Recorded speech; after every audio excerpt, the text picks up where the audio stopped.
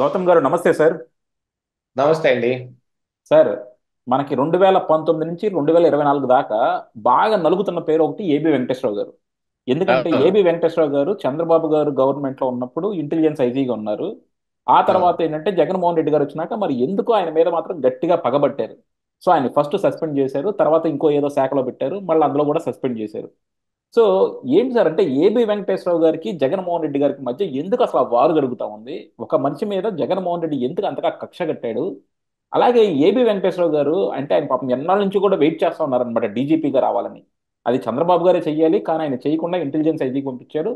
So ఇప్పుడైనా service ప్రకారం DGP అవుతారని కొంతమంది తెలుగుదేశం వర్గాలు కూడా ఈసారి ఏబి వెంకటేశ్వరరావు గారు డీజీపీగా వచ్చి జగన్మోహన్ రెడ్డి మెడ ఉంచుతాడు, లేకపోతే ఎలక్షన్లు సజావుగా సాగటానికి జగన్మోహన్ రెడ్డికి సింహ స్వప్నం లాగా నుంచుంటారు ఏబి వెంకటేశ్వరరావు గారు అని రకరకాల స్టేట్మెంట్లు పాస్ చేస్తా ఉన్నారు. ఏంటి సార్, నిజంగా ఏబి వెంకటేశ్వరరావు గారు డీజీపీ అయ్యే ఛాన్సెస్ ఉన్నాయా? అసలు జగన్మోహన్ రెడ్డికి ఏబి వెంకటేశ్వరరావుకి ఎందుకు ఆ గొడవ ఎందుకు జరుగుతా ఉంది అసలు? వాళ్ళిద్దరి మధ్య గొడవ ఎందుకు అని అంటే ఇక చెప్పేదేముంది. ప్రీవియస్ గవర్నమెంట్ లో ఎవరైనా ఫర్గా ఉన్న ఆఫీసర్ ఎవరైనా ఉంటే ఇప్పుడున్న గవర్నమెంట్ వాళ్ళకి పడదు. ఇది యాక్చువల్ గా ఎప్పుడూ జరిగేదే. ఆ గవర్నమెంట్ లో మీ ఎవరినైతే దూరం పెట్టారో వీళ్ళు వాళ్ళందరినీ చేరదీసి వాళ్ళ ద్వారా వీళ్ళ పనులన్నీ చేయించుకుంటూ ఉంటారు.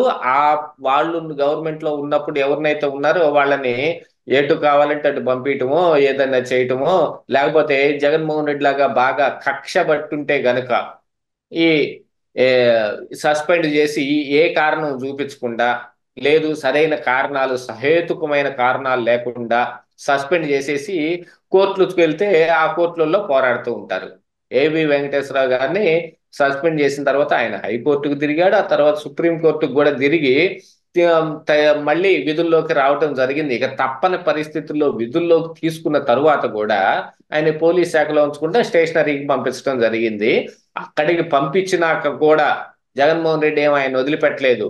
వారం తిరగకుండా అంతకుముందు ఏ కారణాలతోటైతే ఆయన ఆ ఆయన్ని సస్పెండ్ చేశారో అవే కారణాలు మళ్ళీ చూపిస్తూ మళ్ళీ సస్పెండ్ చేశారు. దాని మీద ఆయన ట్రిబ్యునల్కి వెళ్ళటం జరిగింది. ఆ ట్రిబ్యునల్కి వెళ్ళినా కూడా ఇప్పుడు సస్పెండ్ చేసినాక 6 నెలల లోపు సర్వీస్ రూల్స్ ప్రకారంగా 6 నెలల లోపు ఆ విషయమై విచారణ చేసి అందులో ఏముందో తేల్చాల్సిన అవసరం ఉంది. వీళ్ళు ఏం ఆరోపిస్తున్నారో వాటన్నిటికీ సహేతుకమైన కారణాలు కానీ లేకపోతే ఎవిడెన్సెస్ కానీ చూపించి ఇదిగో సస్పెండ్ కాదు అసలు టెర్మినేటే చెయ్యాలి అని అయినా కూడా అడగొచ్చు. లేదు, ఇదిగో ఇవన్నీ ఉన్నాయి అని అంటే ఆ ట్రిబ్యునల్ వాటిని యాక్సెప్ట్ చేస్తుందా చేయదా, లేకపోతే ఏం జరుగుతుంది అనేది తర్వాత అక్కడ ఆ విచారణ జరిగి దాని మీద ఏదో ఒక అవుట్కమ్ వస్తుంది, ఏదో ఒక తీర్పు వస్తుంది, దాని ప్రకారంగా జరగాలి. కానీ ట్రిబ్యునల్కి వెళ్ళిన తర్వాత కూడా ఈ 6 నెలల లోపు వీళ్ళేం చెయ్యలేదు. ఆ చెయ్యకపోయినా కూడా ఆయన వాళ్ళ ఈ కేసు ఇలాగనే కొనసాగుతూనే ఉంటుంది. దీని అంతటికీ కారణం ఏంటయ్యా అంటే తిప్పి తిప్పి మళ్ళీ తీసుకొచ్చి ఈ వ్యవస్థల దగ్గర ఆపుతారు. ఈ వ్యవస్థలు అనగానే ఇక్కడ ఆంధ్రప్రదేశ్ రాష్ట్రంలో జగన్మోహన్ రెడ్డి, కేంద్రంలో ఉన్న పెద్దలు, వీళ్ళకి వ్యవస్థలతో ఆడుకోవటం అనంటే వెన్నతో పెట్టిన విద్య లాంటిది అనమాట.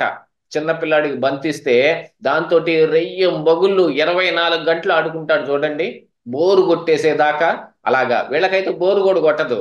వ్యవస్థలతో ఆడుకుంటే బాలకృష్ణ డైలాగ్ లాగా నేను అనమాట, మీకైతే అలుపు వస్తుందేమో నాకైతే ఊపు ఊపు వస్తుంది వస్తుందంటారు. అన్నట్టుగా.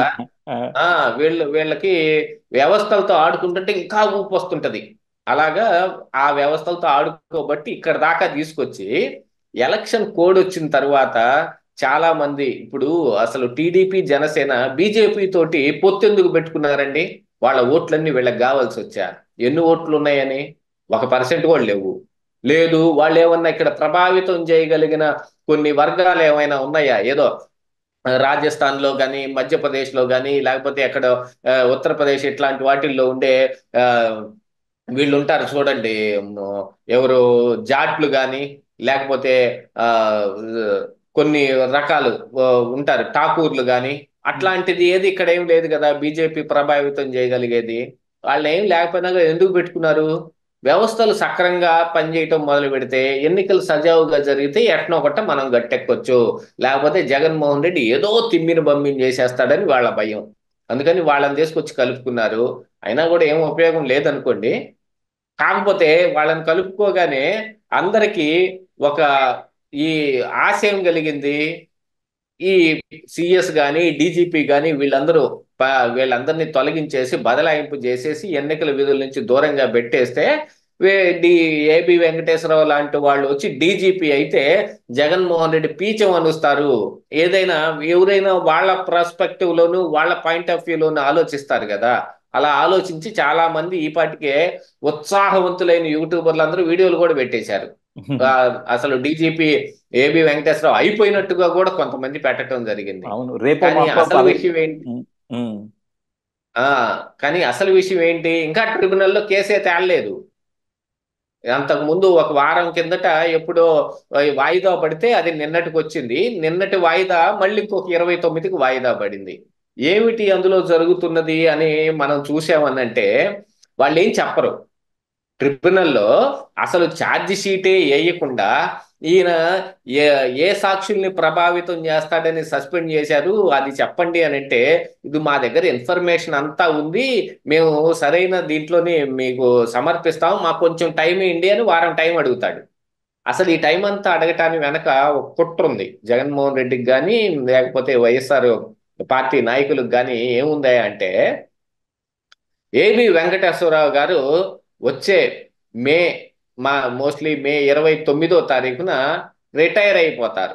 ఆ రిటైర్ అయిపోయే వరకు ఈ కేసును గనక కొనసాగిస్తే, ఆయన విధుల్లోకి లేకుండా ఉంటే, ఇప్పుడు ఆల్రెడీ ఎలక్షన్ కోడ్ వచ్చింది కాబట్టి ఎలక్షన్ కమిషన్ చేతుల్లోకి వెళ్ళిపోవాలి. ఇప్పుడు ఎవరినైనా సస్పెండ్ చేయగానే ఏమడుగుతున్నారు?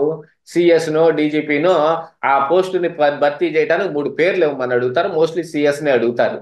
ఆ సిఎస్లు డీజీపీ వాళ్ళిద్దరు ఉన్న పోస్టుల్లో జవహర్ రెడ్డి గాని కసిరెడ్డి రాజేంద్రనాథ్ రెడ్డి గాని అలాగనే ఉంటారు చూడండి.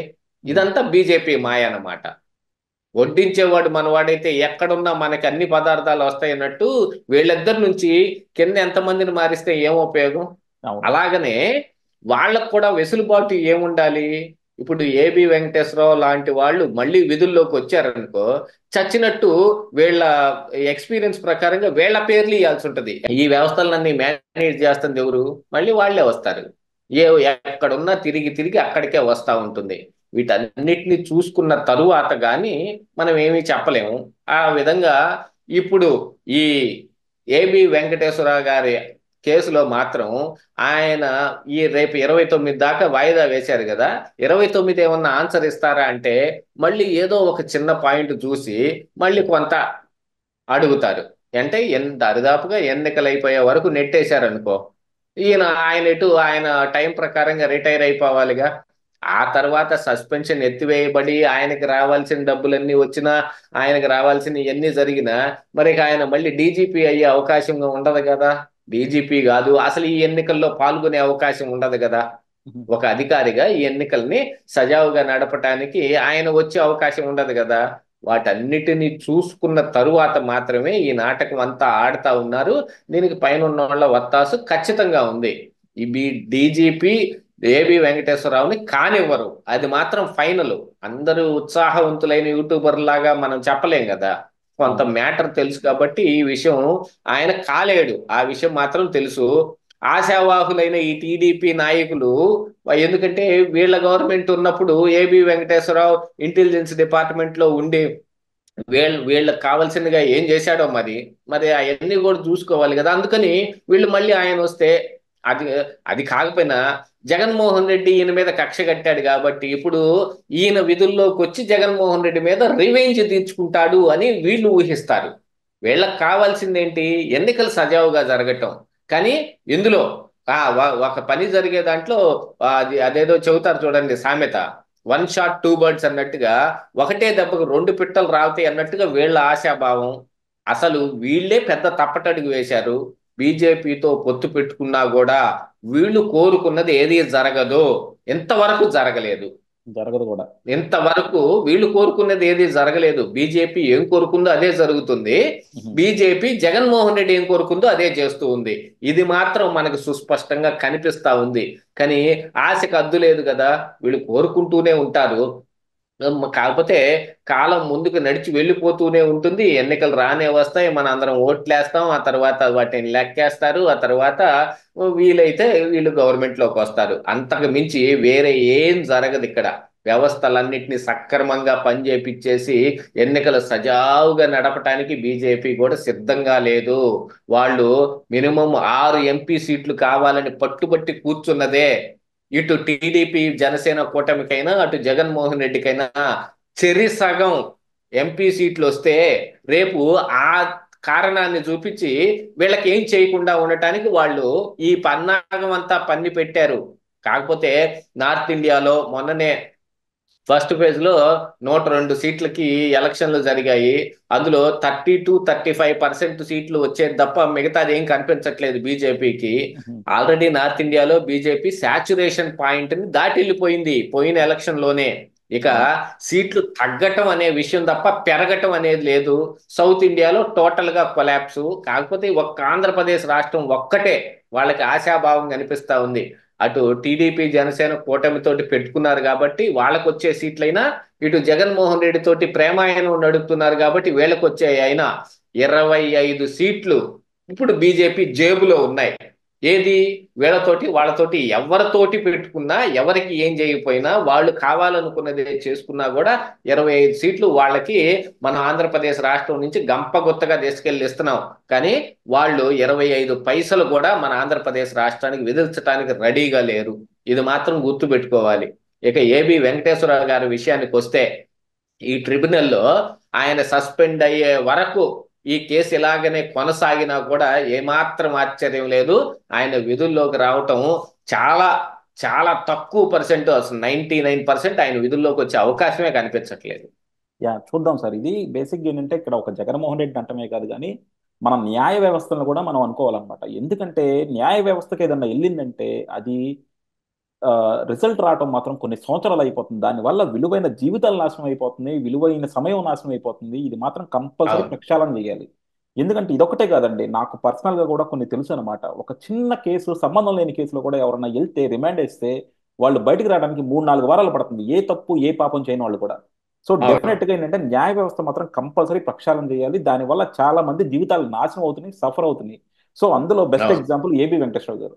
ఒక్క గవర్నమెంట్ ఆయన మీద కక్షపూరితంగా కేసు పెడితే దాన్ని రిజాల్వ్ చేసుకోవడానికి 5 సంవత్సరాలు ఆయన విలువైన సమయం అంతా కోల్పోతే, ఆయన ఎక్స్పీరియన్స్ అంతా పోతే, రేపొద్దున న్యాయ వ్యవస్థ ఆ టైం తీసుకొచ్చి ఇస్తుందా సార్?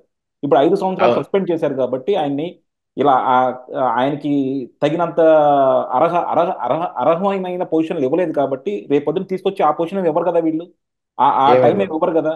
సో అలాంటప్పుడు న్యాయ వ్యవస్థ అయినా అసలు వాళ్ళకి ఏ హక్కు ఉందని చెప్పి ఇంత డిలే చేస్తుంటారు? వాళ్ళని ఎవరు క్వశ్చన్ చేయలేరనే కదా. సో అవును. డెఫినెట్ గా ఇక్కడ మాత్రం పాలిటిక్స్ ఎంత ప్రక్షాళన చేయాలో న్యాయ వ్యవస్థను కూడా అంతే ప్రక్షాళన చేయాలి. చూద్దాం దాని కరెక్ట్. గురించి ఎవరు మాట్లాడతారు. ఎందుకంటే మనందరికీ ఫ్రీ బీస్ గురించి ఇటు గురించి మాట్లాడేంత టైం ఉంది కానీ మన రాజకీయ నాయకులకి మిగతా గురించి మాట్లాడటానికి టైం లేదు. అవును. Thank you sir, thank you very much.